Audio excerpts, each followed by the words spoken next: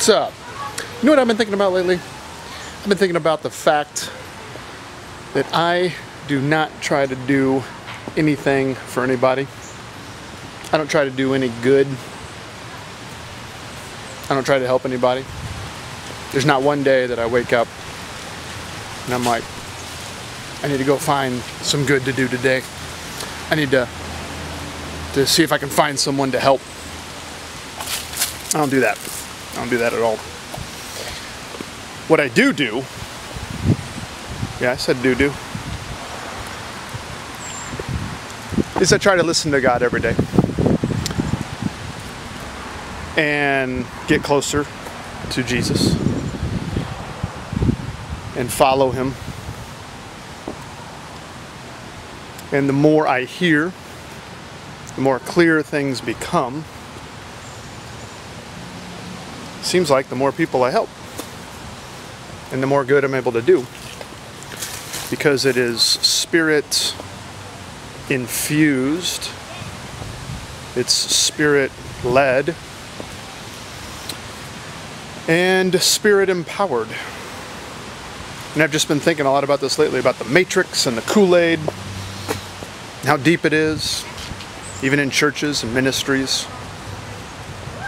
And I don't know how much we're doing these days that is really spirit-led, and I got to be really careful with that, because it gets judgmental real quick, doesn't it? I don't know people's hearts.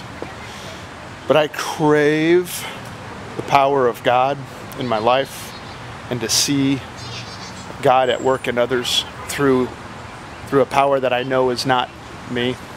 I've been really thinking a lot about Paul's words he wrote to the Corinthians in his first letter to them, 2nd chapter. And it starts out with, we didn't come to you with eloquent words or persuasive speech, but in the power of the Spirit. I came to you real simple, kind of dumbed down,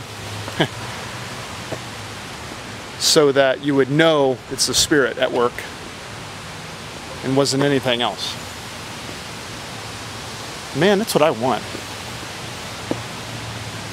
I really think we're so swimming in that Kool-Aid that we're just doing a lot in our own power. And it's good stuff, but I think there's more. And I think it can be better. Branch just fell over there. I'm glad it didn't fall on me. It's kind of big. Some people think you're crazy, even Christians, even church people, if you put out there, hey, just lead people to Jesus so that they get on His agenda and are following Him from the depths of their heart, their spirit. And they'll do what they need to do. We don't have to tell people what to do, how to live, what not to do.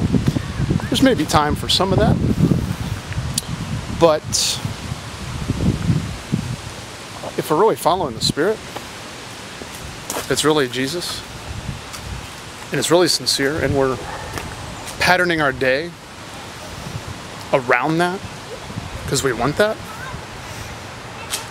won't you hear and then know what you're supposed to be doing or not doing? Is it really the rocket surgery we make it out to be? I mean, we could create space and room for things, but how much do we need to be telling people do, as opposed to be one with God? God is really that powerful. I think we just take so much for granted. I think if He created the universe, which we can't even find the end of, I just have this feeling He wants to do so much more than what we're doing. Doing good things, but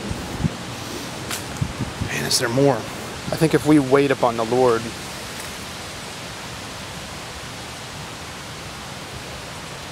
that we would see a lot more happen. Lives and hearts would change for real.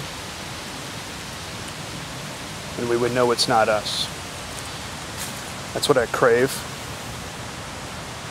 That's what I want more than anything right now. Is first of all just Jesus. Second of all, to see Him at work in an obvious way that I know is not just my own power or giftings, Here's to that. We'd written in one of the daily meds one day, I think one of the great tools of the enemy, one of the great strategies is, it tells us do this really good thing without consulting God first. That's smart. That's smart.